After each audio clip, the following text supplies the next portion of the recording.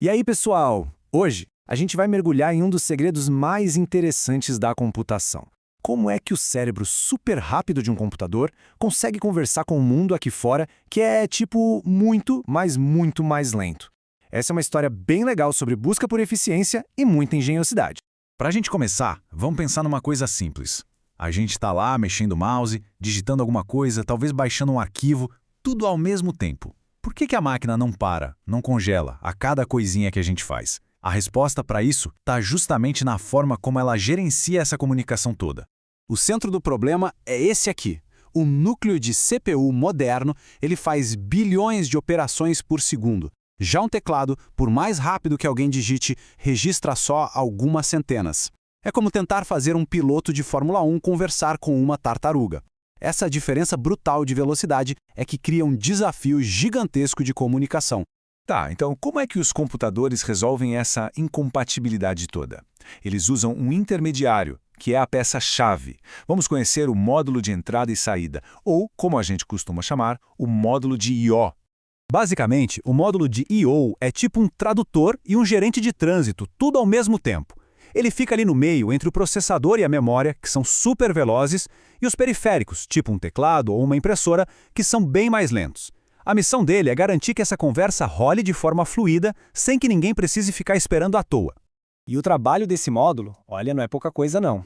Ele não só conecta as coisas, ele controla o tempo, ele conversa com a CPU e com o dispositivo, ele armazena dados temporariamente num lugarzinho chamado buffer, que é como uma sala de espera para os dados, só para compensar as diferenças de velocidade. E ainda por cima, ele fica de olho para ver se não rolou nenhum erro na transmissão. É um trabalho bem complexo e, assim, absolutamente vital. Mas, gerenciar a entrada e saída de dados não foi algo que resolveram da noite para o dia. A história de como os computadores fazem isso é uma verdadeira jornada evolutiva, sempre procurando jeitos novos de liberar o processador para a tarefa principal dele, que é, processar as coisas.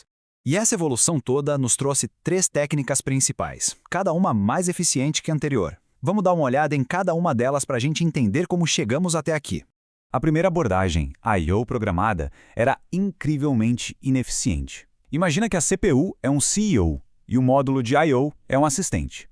Nesse método, o CEO para tudo o que está fazendo e fica lá perguntando para o assistente sem parar. E aí, já terminou? E agora? Acabou? O tempo da CPU, que é super valioso, era totalmente desperdiçado só nessa espera. Aí veio a próxima evolução, a I/O por interrupção, e foi um salto gigantesco. Agora, o nosso CEO pode delegar a tarefa para o assistente e voltar para o trabalho dele. Só quando a tarefa está prontinha é que o assistente vai lá e interrompe para avisar. Isso libera a CPU para fazer um trabalho útil de verdade, em vez de ficar à toa esperando. Foi um avanço enorme em eficiência. Mas a virada de chave mesmo foi o acesso direto à memória, o famoso DMA. Aqui o CEO chega para o assistente e fala, preciso que esses dados vão lá para o arquivo principal. Resolve tudo aí e só me avisa quando começar e quando terminar, beleza? O módulo de DMA cuida de toda a transferência de dados direto com a memória, envolvendo a CPU o mínimo possível. É por causa disso que a gente consegue baixar um arquivo enorme e continuar usando o computador sem que ele trave. A evolução da eficiência fica bem clara aqui. Com a I/O programada, o envolvimento da CPU era o tempo todo. Com as interrupções, era a cada pedacinho de dado. Agora, com o DMA, a CPU só é chamada no comecinho e no final do processo. O resultado? Um salto gigantesco na eficiência do sistema inteiro. Mas a história não para no DMA, não. Com as velocidades de rede altíssimas que a gente tem hoje, até mesmo transferir dados para a memória principal pode acabar virando gargalo. Então, a evolução ela precisou continuar. Para tarefas de altíssima velocidade, tipo gerenciar o tráfego de rede de um serviço de streaming, mandar os dados para a memória principal ainda é muito lento. A solução para isso é o acesso direto ao cache, ou DDIO. Com ele, os dados da rede são injetados direto no cache da CPU, que é a memória mais rápida do sistema. Como se fosse a mesa de trabalho do processador. É tipo uma entrega expressa que vai direto para a mesa do CEO, sem nem passar pela recepção do prédio. Ok. Eu sei que esses conceitos podem parecer meio abstratos, mas eles estão por trás de quase tudo que a gente faz com a tecnologia. Vamos conectar esses pontos com o nosso dia a dia. Todas essas portas e conexões que a gente usa todo dia, USB, Wi-Fi, Ethernet, são, na verdade, interfaces de I/O.